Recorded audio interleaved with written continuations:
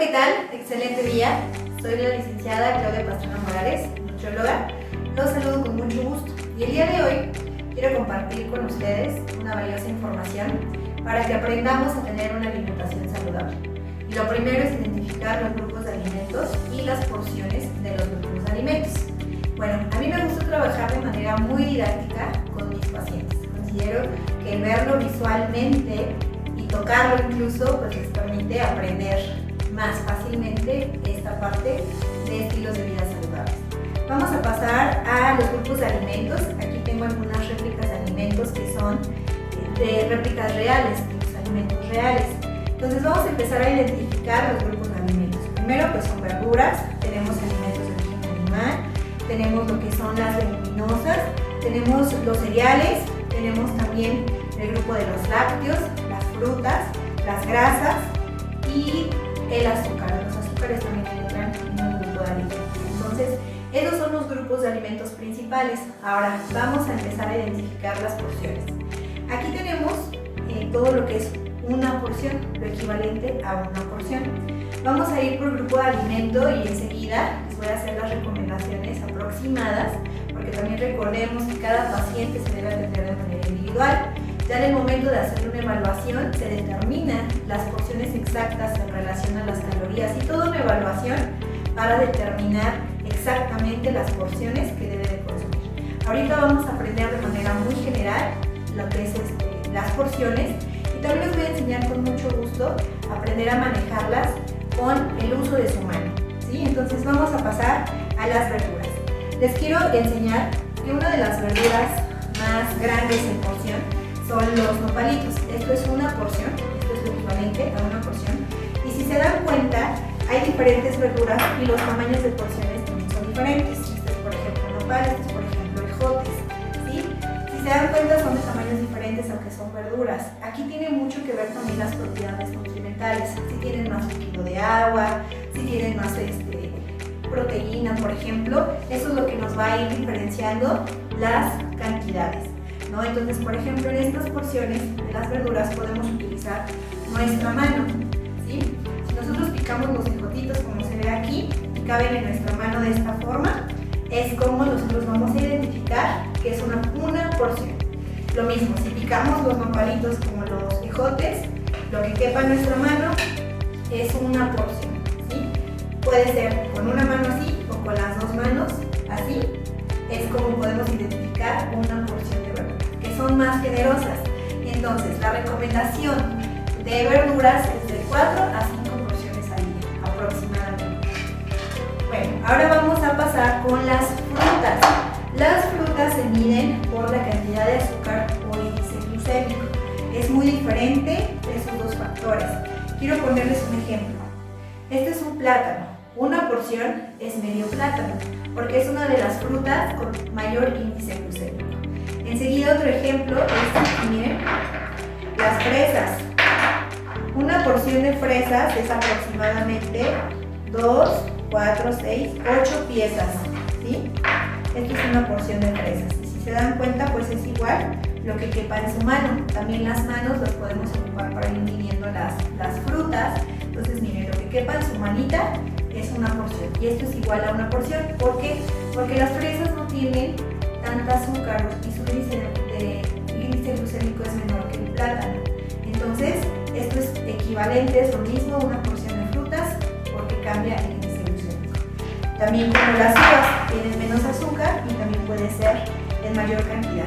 En el caso de las frutas, yo les recomiendo que prefiramos las frutas con menor índice glucémico para que también psicológicamente veamos más cantidad y nos haga sentir satisfechos, ¿sí?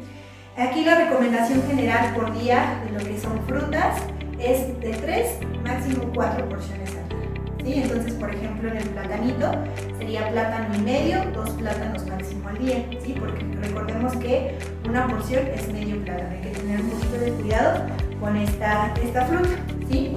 Pasamos a lo que son cereales. Cereales, esto es por ejemplo una porción de lo que es una tortillita. Esto también es una porción de lo que es pasta, Entonces lo mismo, podemos ocupar nuestra mano para que sea la porción de cereales. ¿Sí? Esto es nuestra medida. Otra porción de cereales es la tortilla. Aquí la porción también se mide con nuestra mano, más o menos que llega al límite de nuestros dedos. Eso es una porción de tortillas. ¿Sí? Ahora, muy importante en los cereales. Aquí, bueno, sí es un consumo un poquito más alto. Podemos consumir de 8 a 10 porciones de cereales durante todo el día. ¿Sí? Hay que tener mucho cuidado también en no combinar cereales en este grupo de alimentos. Ejemplo, muchas veces acostumbramos a comer lo que es la sopa de pasta con las tortillas. Esto ya nos hace a nosotros pues ir excediendo las porciones al día. Si son 10 y en un tiempo de comida hacemos estas combinaciones, vamos a llegar a terminar con 15 o más porciones al día. Todos esos excesos son los que predisponen lo que hablábamos en algún momento, el cúmulo de grasa visceral. Bueno, posterior a ello vamos a identificar las porciones de alimentos de origen animal. Aquí también es muy importante que veamos la diferencia. Los alimentos de origen animal, a diferencia de las frutas, que es el azúcar, los alimentos de origen animal es la grasa, ¿sí? La grasa que tienen es lo que hace la diferencia de las porciones. Esto es, por ejemplo, una porción de pescado y una porción de carne de res. Son una porción, pero si se dan cuenta, el tamaño es diferente. ¿Por qué? Porque tiene menos grasa el pescado que la carne de res. Y entonces hay que preferir carnes más magras, como lo que es el pescado, el pollo, porque también son porciones un poquito más grandes, a diferencia de la carne de res y la carne de puerco. Embutidos no los recomiendo, ¿sí? Ahora vamos a pasar con los lácteos. En los lácteos tenemos aquí, por ejemplo, lo que es un vaso de leche, ¿sí? Tenemos el vaso de leche, tenemos lo que es también el yogurt, ¿sí? Y tenemos lo que son los quesos, lo mismo.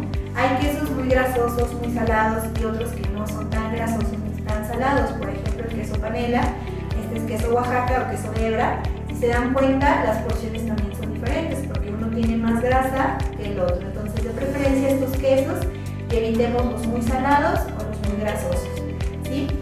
Otro punto muy importante también pues es el consumo de alimentos con proteínas vegetales, como las leguminosas. Los frijoles, las habas, las lentejas son alimentos que nos ayudan también a tener proteína y evitemos en algún momento, a lo mejor 1 o 2 días, consumir carne de origen animal. Nos va a ayudar a llegar a las proteínas.